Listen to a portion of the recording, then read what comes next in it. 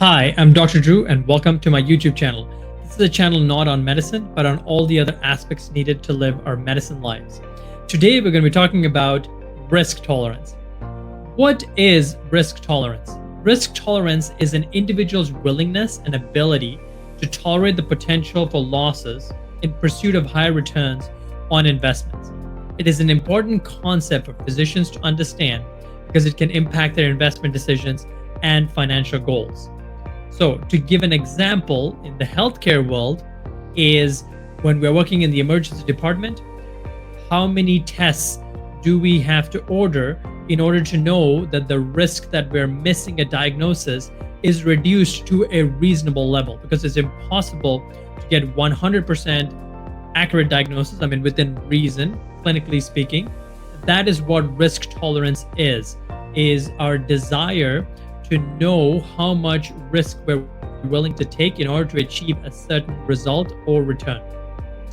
And so you can see here, I've divided risk tolerance and risk capacity, and we're actually going to cover risk capacity in the next video. But risk tolerance is more emotional. It's based on a gut check, pattern recognition, as we talked about, determined by the anticipated reaction to fluctuating investments. And it's important to have control over one's amygdala or emotional brain, because we need to be logical when it comes to our money. Similar to making diagnoses in clinical decision making. We want to be able to know that we're making decisions using slow thinking rather than fast thinking, which is what risk tolerance is. It varies with age, temperament, investing experience, financial goals, as well as the investment strategy. So the question is, how much risk do I feel comfortable with? Now, the question is, why is risk tolerance important? Well, as a physician, you may have a high risk tolerance because of the steady income and job security that comes with being a physician. I suppose that's the privilege of being a high income earner. However, this high level of job security, as one could call it, also comes with student loan debt, which could make us less comfortable taking on risk. We also have a family to take care of, and so we need to take that into consideration when we're trying to determine what our risk tolerance is. And it is a very subjective matter that is a bit difficult to come to terms with. Understanding your risk tolerance is important so that you can make investment decisions that align with your personal financial situation, goals, and most importantly, values, which is usually not covered when you're talking to your financial advisor. Now, how does one go about using their risk tolerance? So one way to use risk tolerance to your advantage is to create a diversified portfolio that aligns with your risk tolerance. This can involve investing in a mix of stocks, bonds, real estate, and other assets that have different levels of risk.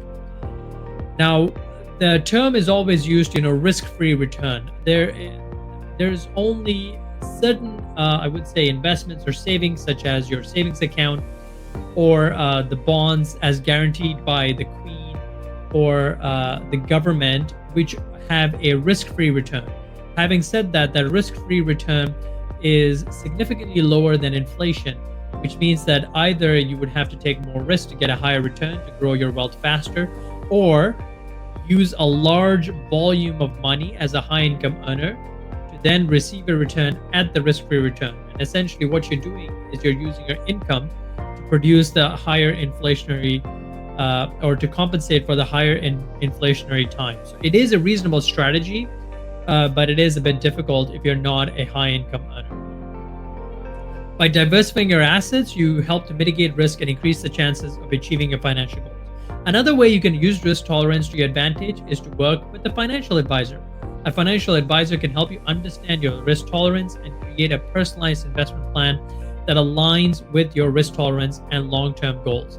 I've created a document called Crucial Conversations with your financial advisor, which helps you kind of ask the questions to see if your philosophies are aligned.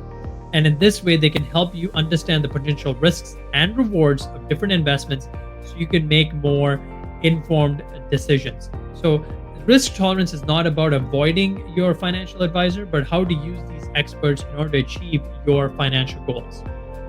And that's 5 minutes. And so in conclusion, Risk tolerance is an important concept for physicians, but also investors to understand because it can impact their investment decisions and financial goals. By understanding risk tolerance, you can create a diversified portfolio, you can help mitigate risk and increase the chances of achieving your financial goals. And your financial advisor's values have to be aligned with yours in order to achieve your goals. So, on that note, a few action items. If you'd like to follow the exact frameworks used by affluent physicians to take back control of their time and money, then check out the link in the description below. I make these videos because my mission is to help 10,000 physicians fight burnout with financial literacy. And this is my journey into that. Come and join my free community of like-minded physicians in my Facebook group, where I share these resources, cheat sheets, calculators, and everything in between so that we can live our best lives. Thank you very much for listening. Thank you for taking care of your patients, and I'll see you in the next episode.